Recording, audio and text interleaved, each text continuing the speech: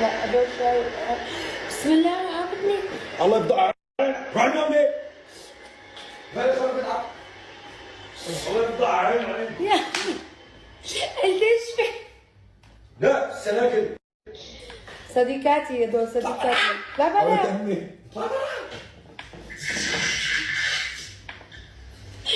يا قلبي. يلا دندو مشي. جيبي بس عمي هدول شاي، هدول كرك وهو. جيبي الثالثة. هدول رح فيهم بصوب شاي. تعالوا هون. يا من السكر. أنا ليش أخجلت؟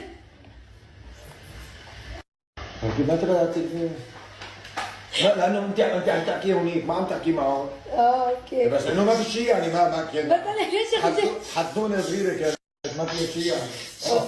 شفتوا إنه رمزتي ريتشا؟ وعيوني. لا برا.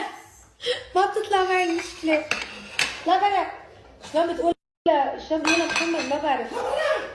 لا هيك طالعة من قلبه. هي الجبنة على فكرة اللي جبتها كان بالفريزر، ما بعرف كيف تذكرتها بصراحة أنا.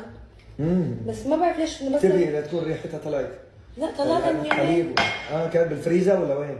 لا طلعتها من يومين من الفريزر. عادي. بس هاي ما بتتغسل. لا هي ما فيها، هي شكل ذكريني اذا خلصت لنص. بعد في 4 كيلو دم مع والله. جبت لي 5 كيلو بس ما حتى نسيناها. امي خلصتها اكلتها. ايش عم تحكي بناتي؟ الفكرة ريتشو طالع لعمه كثير بحب الجبنة. والله اذا بتلاحظوا بالمعكرون كثير بيلي منوش غير. كتري جبنه. انا لما اجت حماتي عرفت السر. طلعت حماتي كثير بتحب الجبنة. يلا حبيبي هذا عندنا البيض والشاي بس. شو اسمه؟ لا بلا الكاسات هدول. انا مشان يضل هذا سخن.